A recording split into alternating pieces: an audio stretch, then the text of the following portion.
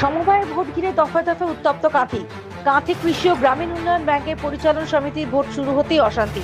শনিবার সকাল 9টা থেকে ভোট শুরু হয়। এর পরপরই শুরু হয় ঝামেলা। তৃণমূল ও বিজেপির মধ্যে কথা কাটাকাটি, মুহূর্তে ধাক্কাধাক্কি, হুমকি হুঁশিয়ারির চেহারা নেয়। কাঁথি জাতীয় বিদ্যালয়ের সামনে তৃণমূল বিজেপির মধ্যে অশান্তির ঘটনায় প্রচুর পুলিশ মোতায়েন করা হয়েছে।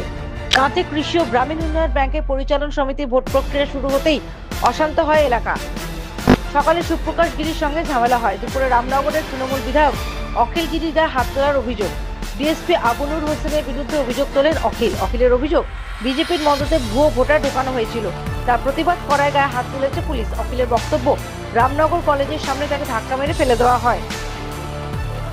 এদিকে এই ঘটনার প্রতিবাদে রামনগর থানার সামনে অখিল অনুগামীরা বিক্ষোভ দেখান। 116B জাতীয় সড়কের ওপরও বিক্ষোভ দেখায় তৃণমূল।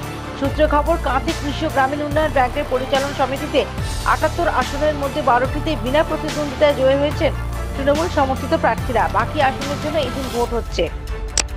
বিজেপির অভিযোগ, ভোটারদের আই কার্ড, ভোটার স্লিপ কেড়ে নেওয়া হচ্ছে। তা দেখতে আসায় 17 নম্বর ওয়ার্ডের কাউন্সিলর তাপস তুলিকে ঠেলাঠেলি করা হয়। পুলিশ থাকলেও কিছুই করেনি বলে অভিযোগ। যদিও তৃণমূলের তরফে সেই অভিযোগ অস্বীকার করা হয়, বরং বিজেপির লোকজনই ভোটারদের প্রভাবিত করার চেষ্টা করে বলে অভিযোগ তাদের। তৃণমূলের দাবি, ভোট শুরু হতে অশান্তি পাকানোর চেষ্টা করছে বিজেপি।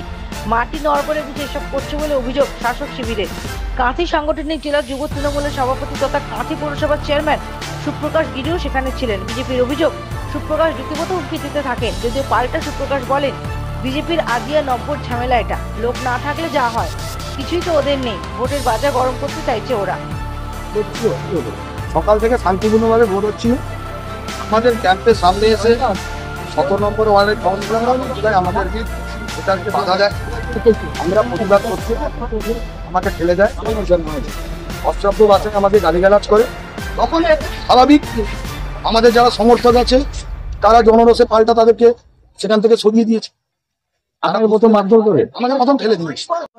জনবল নেই, মানুষ নেই, ভোটার সঙ্গে নেই। এখন পিঠ বাঁচাতে হবে, পদ বাঁচাতে হবে, শুভেন্দুবাবুর মান সম্মান। তার চেলারা এই কথা বলবে, বুথ ভেঙে দিয়েছি তো বুথ তো আছে কি? চলুন আমার সঙ্গে চলুন, যদি বুথ ভেঙে দিয়েছি তো বুথটা আছে। Bureau report, the United India news.